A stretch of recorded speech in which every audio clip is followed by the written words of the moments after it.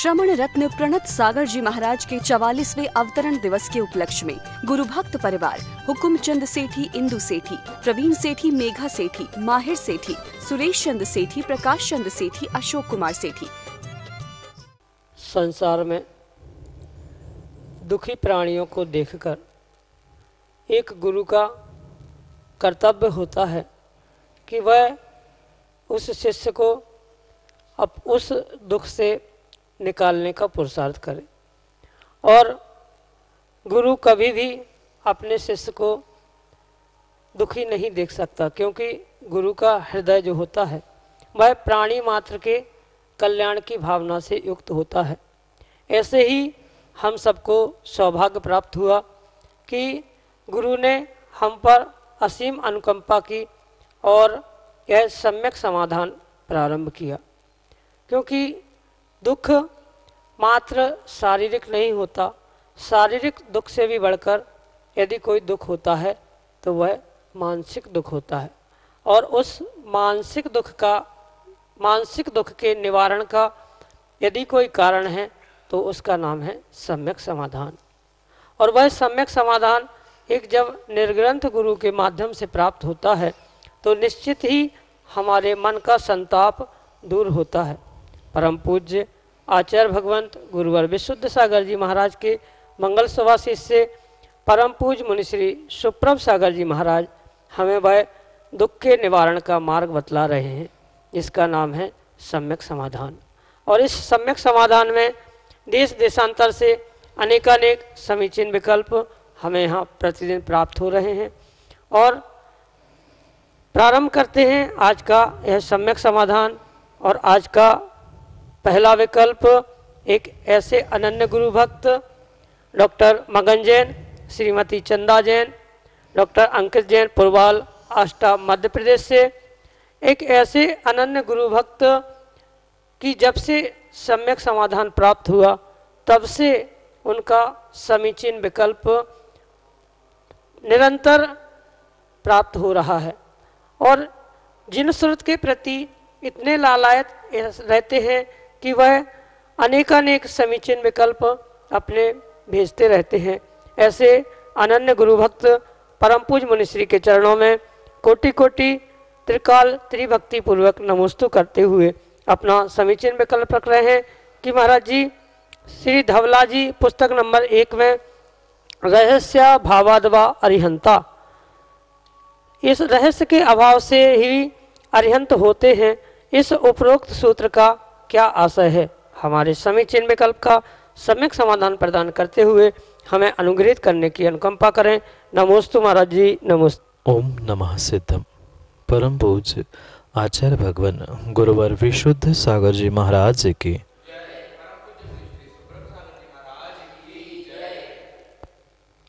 देव स्तुति में कुछ पंक्ति आती है। सो अरिहंत जयवंत हो, अरि रज रहस्य विहीन।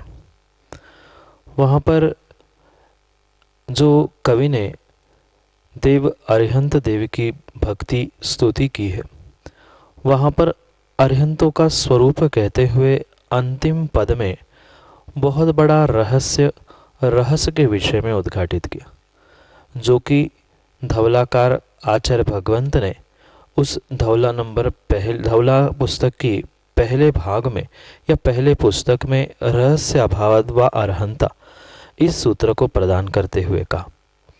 जो अरिहंत भगवान हुआ करते हैं वह 4 प्रकार के घातिया कर्मों का नाश करके ही उस अरिहंत पद को या केवली पद को प्राप्त करते।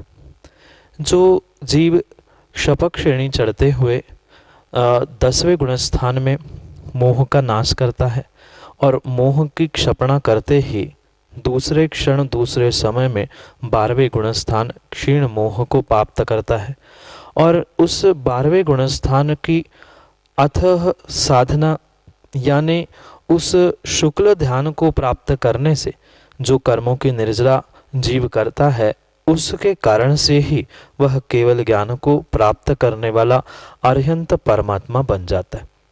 इस अरिहंत परमात्मा की यही विशेषता और उन 4 घातिया कर्मों के ही नामों को आचार्य भगवंत ने या कवि महाराज ने अरि रज रहस इन 3 शब्दों में विभाजित करते हुए बताए।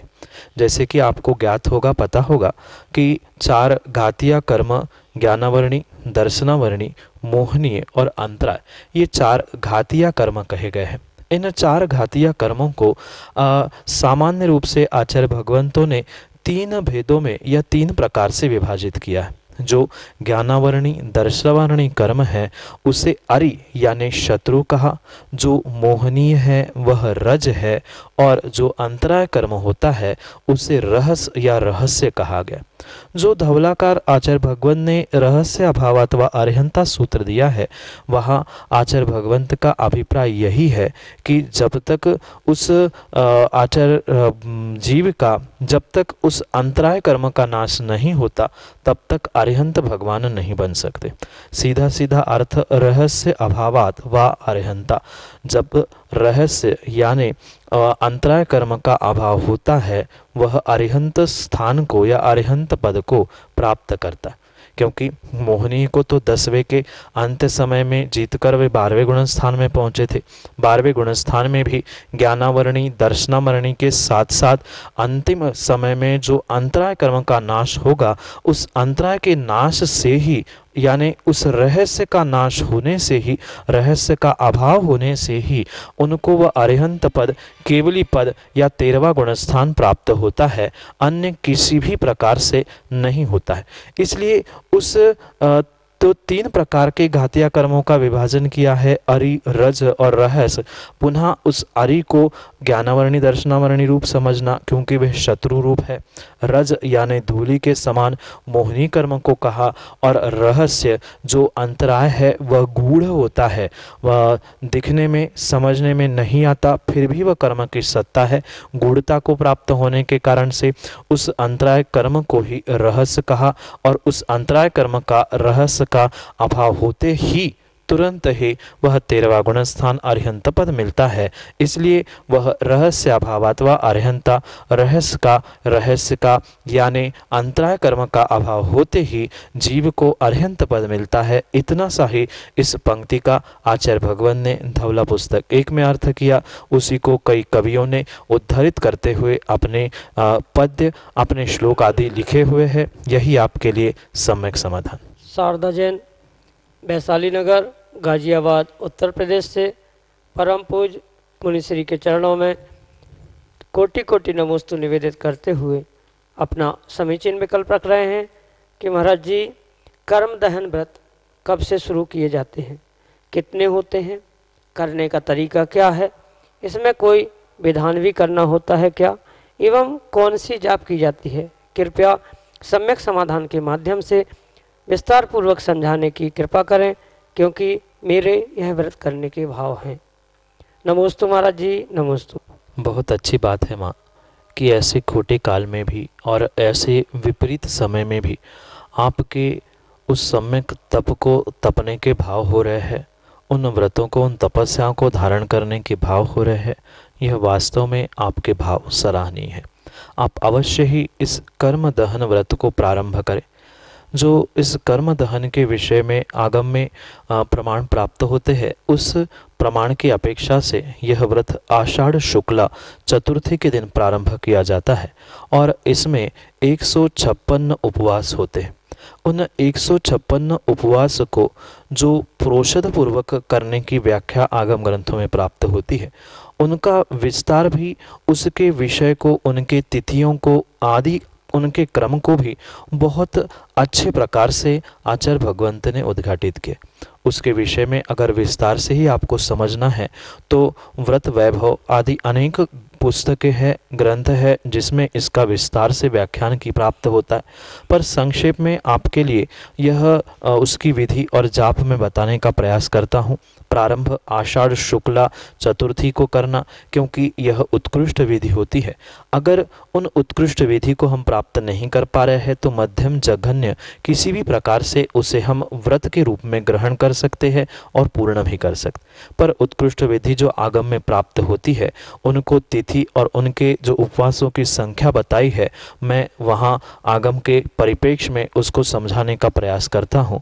जब आषाढ़ शुक्ला चतुर्थी को व्रत प्रारंभ होगा तो चतुर्थी के 7 उपवास, फिर सप्तमी के 3 उपवास, नौमी के 36 उपवास, दसवीं का 1 उपवास, 12 के 16 उपवास, 14 के 85 उपवास, ये कुल मिलाकर 148 उपवास पूर्ण हो जाते, क्योंकि कर्म की 148 प्रकृतियां है और हमें संसार अवस्था में रहते रहते इस 148 कर्म प्रकृतियों का ही दहन करते हुए कुछ अरिहंत सिद्धावस्था को प्राप्त करना है। इसलिए इन 148 कर्म प्रकृतियों के नाश का प्रतीक रूप 148 प्रोषदपूर्वक उपवास कहे, पर साथ साथ उसको 8 उपवास और अष्टमी के बताए है, जिसका मुख्य कारण यही है कि जैसे ही कर्म का नाश होगा, कर्म दहन हो जाएंगे, तो जीव नियम से सिद्धावस्था को प्राप्त हो जाएगा और सिद्धावस्था में जीव ने अनंत जो गुण शक्ति रूप थे वह उस अनंत गुणों को प्रकट करेगा। उन सभी अनंत गुणों में से उस सिद्ध भगवान के जो मुख्य 8 गुण कहे गए हैं, उन 8 गुणों के निमित्त से पुनः अष्टमी के 8 उपवास ऐसे 148 और 8 अष्टमी के ऐसे मिलाकर कुल 156 उपवास इस कर्म दहन के व्रत के निमित्त से आचार्य भगवंतों ने कहे हैं। और रही बात उसकी जो प्रतिदिन की पूजा है, वह सामान्य प्रतिदिन की पूजा उपवास के दिनों में करनी वह अलग है, और उद्यापन के दिन में जो लघु कर्म दहन विधान प्राप्त होता है, वह लघु कर्म दहन विधान उद्यापन के निमित्त से अगर शक्ति हमारी सामर्थ्य हमारा अधिक है तो हम बड़े रूप में भी वह कर्म दहन विधान कर सकते हैं, पर कम से कम लघु कर्म दहन विधान उद्यापन के समय में और प्रतिदिन जिस दिन हम उपवास करेंगे उस दिन उस कर्म दहन विधान के निमित्त से जो सामान्य पूजा है उस पूजा को प्रतिदिन करना अनिवार्य होगा। और अगर जाप की ही बात करें तो सामान्य रूप से उस जाप के लिए व्रत वैभव आदि पुस्तकों में एक सामान्य जाप प्राप्त होती है, वह सामूहिक रूप से दे सकते हैं ओम ह्रीम असि अवसाय अनाहत विद्याय नमः, क्योंकि हमें सिद्ध परमेष्ठी या सिद्धावस्था को प्राप्त करना है।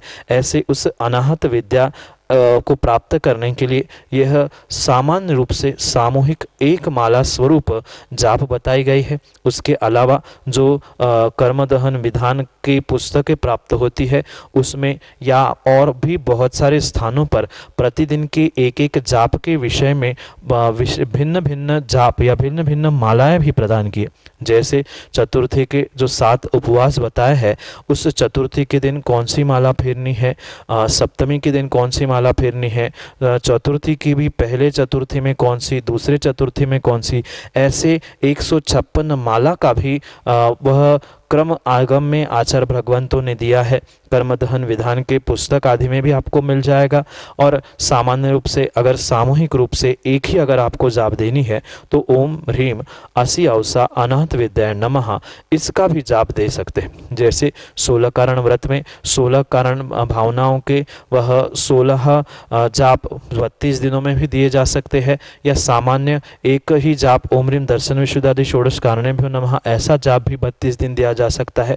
ऐसा ही इसका विधान सामान्य रूप से आगम के परिप्रेक्ष्य में आपके लिए समझाया, और इसको ही समझकर वह 156 प्रोषद पूर्वक उपवास आषाढ़ शुक्ला चतुर्थी के दिन उत्तम विधि से आप प्रारंभ कर सकते हैं। अगर हमारी शक्ति चतुर्थी सप्तमी नौमी आदि तिथियों की करने की नहीं है तो सामान्य रूप से जो आगम में मध्यम और जघन्य प्रकार का व्रत विधि का व्याख्यान प्राप्त होता है उसकी अपेक्षा से हम उसको जब चाहे तब 156 संख्या पूर्ण करते हुए उन जाप पूजा आदियों को करते रहेंगे तो भी हम जघन्य रूप से इस व्रत को कर सकते हैं। आप उस विधान को, आप इस व्रत को उत्कृष्ट तरीके से संपन्न करें। इसलिए आपको आशीष के साथ यही सम्यक समाधान। अगले विकल्प के लिए श्रीमती विद्या देवी जैन, गुरसराय, झांसी, उत्तर प्रदेश से परम पूज्य मुनिश्री के चरणों में बारंबार नमोस्तु निवेदित करते हुए अपना समीचीन विकल्प रख रहे हैं कि हे गुरुदेव, झूठ का स्वरूप क्या है। हमारे समीचीन विकल्प का सम्यक समाधान करने की अनुकंपा करें। नमोस्तु महाराज जी, नमोस्तु। झूठ एक ऐसा शब्द है जो प्रत्येक स्थान, अपेक्षा या परिपूर्ण रूप से अन्य किसी के दृष्टि आदि सबको समझकर ही उसके विषय में निर्णय करना चाहिए।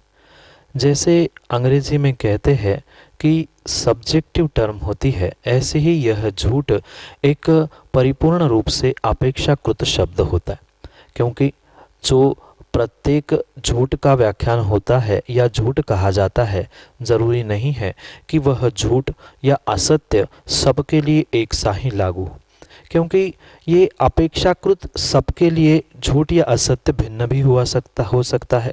पर अगर आगम के परिप्रेक्ष्य में इस झूठ को समझना है, उस पाप के निमित्त से और व्रत के निमित्त से अगर हमें समझना है, तो वह झूठ का पर्यायवाची शब्द है असत्य। यानी जो सत्य नहीं है, सत्य नहीं है, जो सच्चा नहीं है, वही वास्तव में झूठ होता है। पर अगर उसको भी हम और गहराई से और निश्चय से समझने का प्रयास करें, तो वह झूठ कायदे से, निश्चय से झूठ स्वरूप नहीं हो सकता, क्योंकि हर व्यक्ति उस झूठ को झूठ अपनी अपेक्षा से मानना नहीं चाहता। कोई झूठ भी बोल रहा है तो भी वह उस झूठ को झूठ स्वीकार नहीं करता। इस अपेक्षा से हम उसे सत्य कह सकते हैं, पर आगम के परिप्रेक्ष्य में जो सत्य कहा गया है, वह सत्य भी दो प्रकार का है, या दो प्रकार के सत्य के विषय में व्रत कहे गए। एक सत्याणु व्रत कहा गया है और एक सत्य महाव्रत कहा गया। जो स्थूल रूप से झूठ नहीं बोलना, असत्य नहीं बोलना, ना असत्य उस असत्य बात को कहना, यह जो सत्य के विषय में या कहा गया है, अगर उस सत्य को जो अन्यथा कह रहा है, वह किसी भी प्रकार से झूठ ही कहलाएगा। और उसके निमित्त से जो दो सत्याणु और सत्य महाव्रत की व्याख्या की है, पहले तो हमें उसे समझना होगा, फिर उसके निषेध से हम झूठ के विषय में निर्णय कर सकते।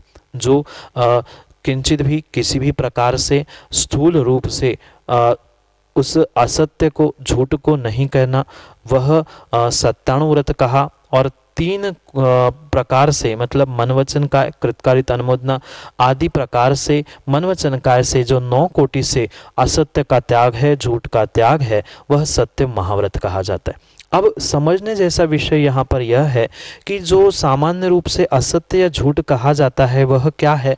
जो जैसा नहीं है उसको वैसा कह देना, या जो जैसा है उसे वैसा स्वीकार ना करते हुए उसे कुछ अन्य ही प्रकार से समझना, कहना, वास्तव में वही असत्य या झूठ कहा है। मात्र झूठ वचनों से ही नहीं होता, झूठ अपने शरीर से, अपने मन में भी हो सकता है।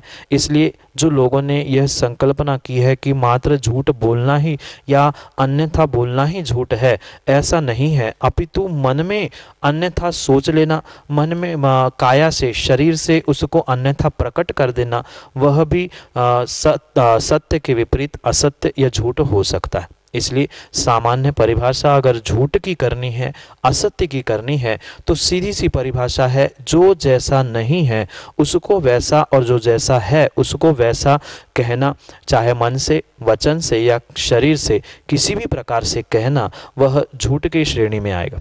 उस सत्याणु व्रत में या श्रावकों के अणुव्रतों में जो सत्य की व्याख्या होती है, वहाँ आचार्य भगवंत उसे भी झूठ कहते हैं जो दूसरों के लिए दुख देने वाला हो, दूसरों के लिए कष्ट परेशानी देने वाला हो, वह सत्य भी आगम के परिप्रेक्ष्य में और उस सत्याणुव्रति की अपेक्षा से वह भी सत्य नहीं हो सकता, वह भी झूठ है। जो महाव्रती होते हैं वो तो 9 कोटि से असत्य वचन, असत्य काय, असत्य भाषा आदि का प्रयोग करते ही नहीं है, पर किंचित भी जो अणुव्रति भी होते हैं, सत्यमपि विपदे, यानी ऐसा सत्य भी झूठ ही है जो दूसरे को विपदा में डालता है, वह सत्य झूठ के ही श्रेणी में आएगा।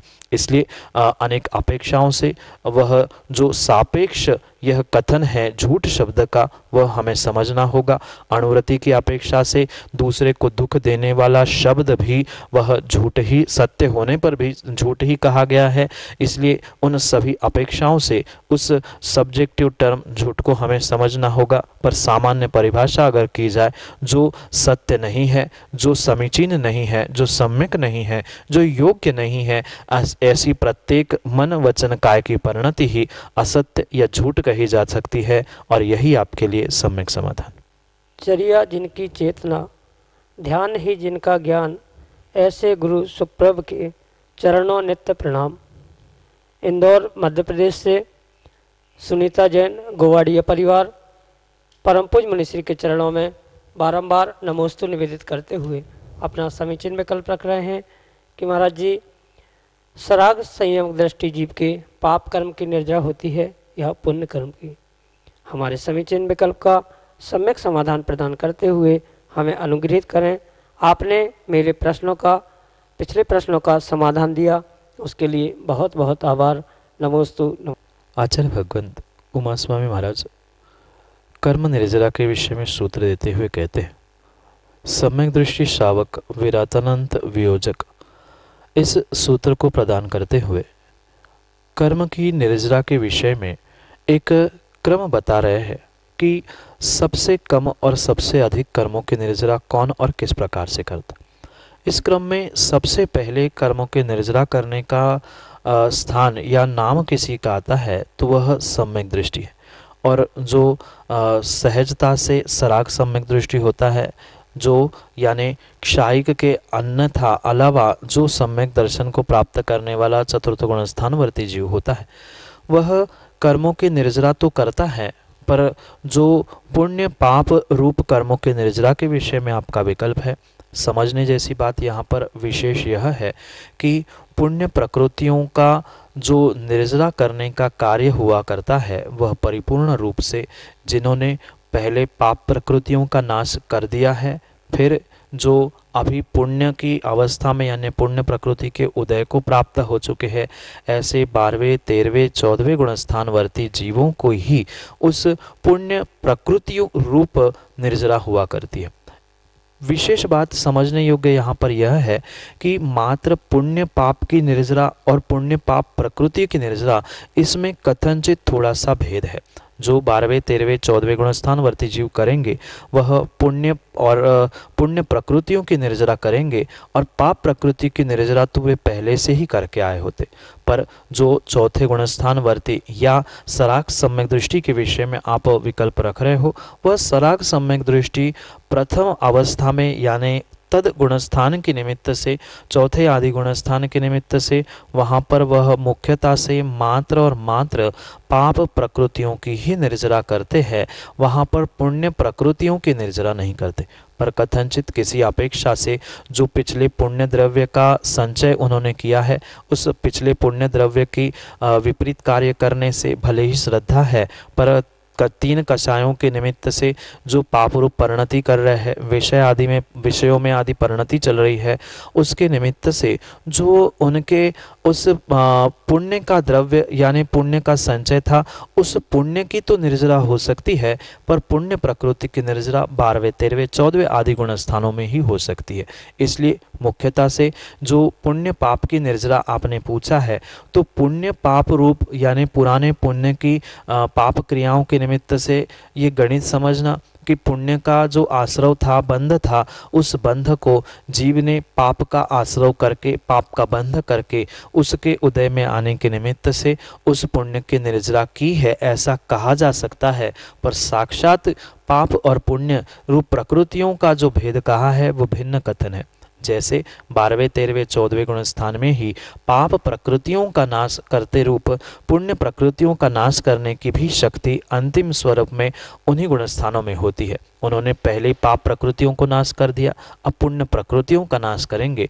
पर सराग सम्यक दृष्टि के विषय में वहाँ पुण्य प्रकृतियों का नाश नहीं होगा, अपितु कथनचित किसी अपेक्षा से पुण्य के द्रव्य का नाश पाप के आश्रव आदि के निमित्त से कथनचित हो सकता है। इसलिए उस पुण्य पाप आपके निर्जरा के लिए हेतु सराग सम्यक दृष्टि को कहा जा सकता है, उसको कहने के साथ ये बात ध्यान रखनी होगी, पर वहाँ कोई पुण्य प्रकृतियों का नाश या निर्जरा नहीं हो रही है, अपितु पुण्य प्रकृतियों की निर्जरा तो आगे गुण स्थानों में ही होगी। इसके विषय में विशेष रूप से करणानियोग के ग्रंथों में आप विस्तार से उसे पढ़े और समझे। सामान्य रूप से आपके लिए ये कथन किया, सैद्धांतिक और विशेष रूप से एक एक प्रकृतियों का कौन से गुणस्थान में कहाँ क्षय होगा, कौन सी गुणस्थान में किसकी निर्जरा होगी आदि आदि विशेष रूप से पढ़ने के लिए आप कर्मकांड, जीवकांड आदि ग्रंथों से समझ सकते हैं। क्रम क्रम से जो क्रम बताया गया है, चौथे गुणस्थान से 14वें गुणस्थान में कर्मों की निर्जरा के, उसके विषय में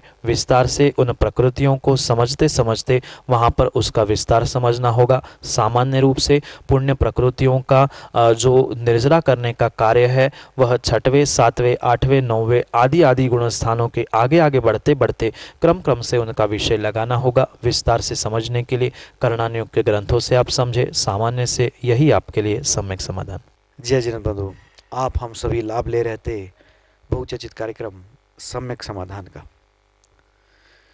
समीचीन विकल्पों का सम्यक समाधान यूट्यूब चैनल सुप्रभ आवाज पे प्रतिदिन शाम को 5:13 पर प्रसारित होता है। इसका प्रसारण पारस टीवी सैटेलाइट टीवी चैनल पे शाम को 4 बजे से होता है। फेसबुक के माध्यम से भी इस कार्यक्रम का प्रसारण होता है। सुप्रभ आवाज या श्रवण सुप्रभ सागर जी महाराज के नाम से पेज है फेसबुक पे, उस पेज के द्वारा इसका प्रसारण होता है। अगर आप इस कार्यक्रम से जुड़ना चाहते हो, अगर आपके मन में उठने वाले विकल्पों को शमन करना चाहते हो, तो नीचे पट्टी पे स्क्रॉल पे जो नंबर चल रहे हैं उसके माध्यम से अपना समीचीन विकल्प हम तक भेज सकते हो। जो नंबर व्हाट्सएप के नंबर है, आप ऑडियो मैसेज भी भेज सकते हो। जो नंबर है 8707548811, 8707548811। आप हमें जीमेल भी कर सकते हैं, जीमेल के माध्यम से भी आप अपना समीचीन विकल्प भेज सकते हैं samyak.samadhan@gmail.com। मैं मुनिषी के चरणों में बारंबार नमोस्तु करता हूँ एवं आज के कार्यक्रम को यही विराम देता हूँ। नमोस्तु नमोस्तु नमोस्तु। जय जिनेंद्र। श्रमण रत्न प्रणत सागर जी महाराज के 44वें अवतरण दिवस के उपलक्ष्य में गुरु भक्त परिवार हुकुमचंद सेठी, इंदु सेठी, प्रवीण सेठी, मेघा सेठी, माहिर सेठी, सुरेश चंद सेठी, प्रकाश चंद सेठी, अशोक कुमार सेठी, नागपुर